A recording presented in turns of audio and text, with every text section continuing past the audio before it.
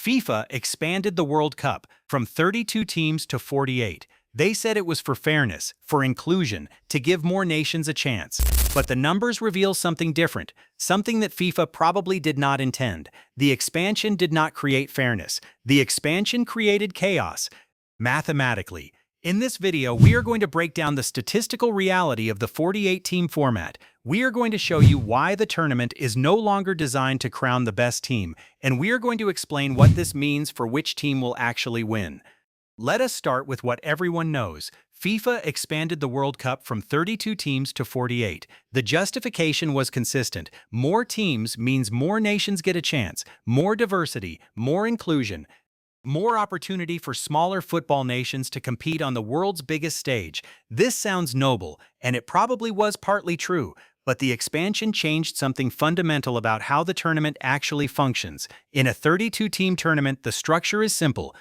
8 groups of 4 teams. Each team plays 3 matches. The top 2 teams advance. The mathematics of this structure are important. If you win all 3 matches, you advance. If you win 2, you almost certainly advance. If you win 1, you might advance. If you win 0, you are eliminated.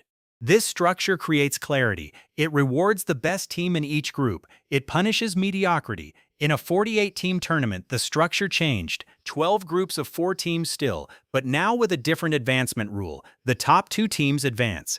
But also, the 8 best third-place finishers advance. This second rule changed everything. Now a team can finish third in their group and still have a realistic chance of advancing.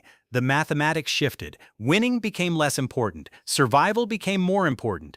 Losing by a small margin became more acceptable because even third place has a path to the knockout rounds. This structural change has enormous consequences, consequences that FIFA probably did not fully calculate. Let us talk about the mathematics of why this matters. In the old 32-team format, team advancement followed a predictable pattern. The best team in each group advanced. Yes, there were exceptions. Yes, weaker teams occasionally found paths forward, but the overall pattern was consistent. Stronger teams advanced, weaker teams were eliminated. This created a tournament where the field got progressively stronger. The group stage eliminated roughly half the teams. The round of 16 eliminated half again. The quarterfinals eliminated half again. By the time you reached the final, you had the 2 strongest teams remaining. Not always. But statistically, yes, the new 48-team format broke this progression because third place has a chance. Because 8 teams that did not even win their group can still advance, the tournament no longer progressively eliminates weak competition. Instead, the tournament creates randomness. Here is the mathematical reality. In the 32-team format, the probability that the strongest team in the tournament wins was approximately 45%. This accounts for upsets, luck, injuries, and variance in performance.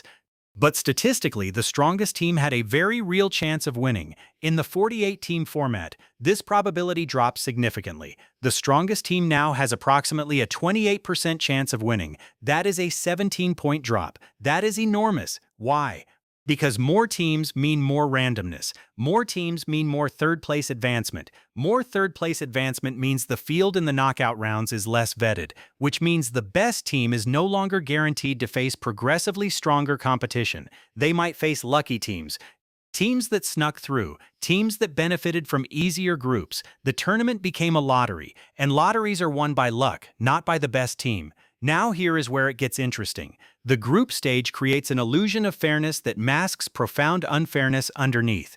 Imagine 2 groups. Group A contains 4 relatively equal teams, teams ranked 20th, 22nd, 24th, and 26th in the world. These teams are closely matched. The matches are competitive. 2 teams win convincingly and advance. 2 teams lose and are eliminated. Now imagine Group B.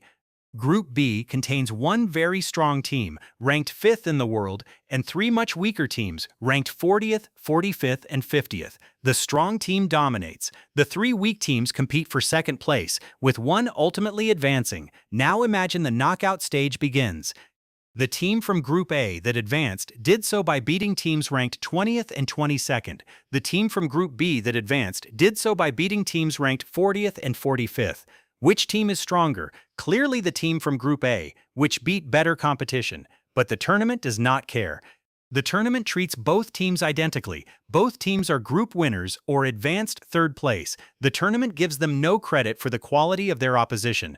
The 32-team format had the same problem, but less severe, because fewer teams meant groups were more balanced. Fewer teams meant fewer truly weak nations. Fewer teams meant fewer situations where a strong team faced three much weaker opponents. The 48-team format amplified this problem. Now many groups have one strong team and three weak teams. Now many groups have four relatively weak teams. Now the quality differential within groups is enormous, and the knockout stage makes no adjustment for this differential. Let us talk about luck, because the 48-team format transformed the World Cup from a meritocracy into a probability game. In sports, there is always luck, a deflection, a referee decision, a piece of grass that changes a bounce, but in a well-designed tournament, luck is minimized. The best team should still win most of the time. The 32-team format achieved this. The best team won the tournament approximately 45% of the time. That is high. That means in roughly 11 of every 24 tournaments, the best team actually won. And in the other 13 tournaments, a team that was very close to being the best won. The luck factor was large, but not overwhelming. The 48-team format destroyed this balance. Now the best team wins approximately 28% of the time. That is barely above random chance for a four-team outcome. What happened? The tournament created more opportunities for randomness. More third-place teams advancing means fewer good teams are eliminated. More weak teams survive longer. More matches are decided by small margins, where luck plays a larger role than talent. A team that is barely good enough to make the knockout stage still faces the same knockout format as a team that dominated their group. The knockout stage does not care how you advanced. It only cares that you advanced.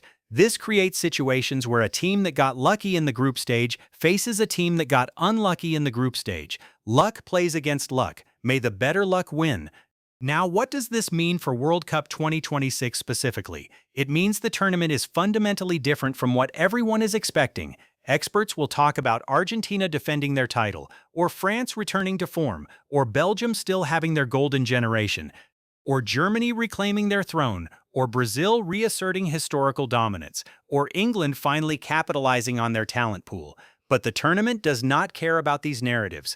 The tournament has been redesigned to reduce the importance of team quality and increase the importance of luck. This does not mean the best team cannot win. It means the best team has to get lucky. They have to avoid injuries at critical moments. They have to benefit from favorable group matchups. They have to win close matches that could easily have gone the other way. They have to navigate through playoff opponents that would have been eliminated much earlier in the old format. Meanwhile, a team that is merely good, not the best, but good, has a fighting chance. Because luck is now more powerful than it was before, because randomness is now fundamental to the tournament structure, because a team can finish third in their group and still reach the quarterfinals. What does this mean strategically? It means the teams that will thrive are not necessarily the teams with the best players. The teams that will thrive are the teams that understand the new format's logic. Teams that can win ugly. Teams that can get results without playing beautiful football. Teams that understand that in a lottery, consistency matters more than brilliance. Teams that can absorb pressure. Teams that can survive without dominating. These teams will advance from the group stage. These teams will survive the knockout rounds through a combination of competence and luck. And these teams will have a realistic chance of winning simply because the format now rewards survival over excellence.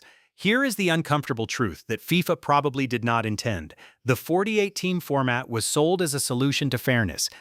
The idea was that smaller nations deserve a chance, that the World Cup should not be dominated by the same 8 countries every tournament, that inclusion matters more than pure meritocracy. But the actual result is different. The actual result is a tournament where luck dominates, where randomness decides outcomes, where the best team is no longer guaranteed to win. This is not fairness. This is the opposite of fairness, because now a team's success depends less on their quality and more on group assignment, referee decisions, weather, injuries, and simple chance.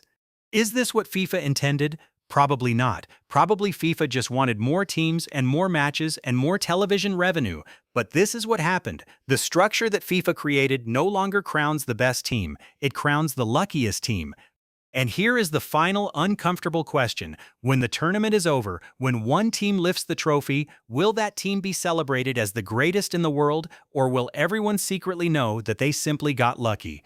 Because the tournament structure no longer guarantees that the best team wins, it only guarantees that a reasonably good team with fortunate circumstances will advance further than it probably should. So as we head into 2026, understand what the tournament actually is. It is not a meritocracy.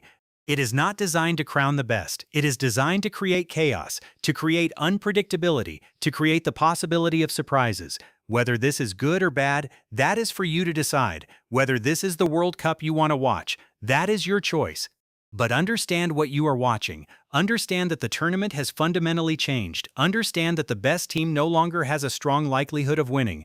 Understand that 2026 belongs to the lucky. And as the tournament unfolds, ask yourself, which team is getting lucky? Which team is benefiting from chance? Which team is surviving despite not being the best? Because that team might just be the one lifting the trophy. Soccer fashion, what the numbers saw first.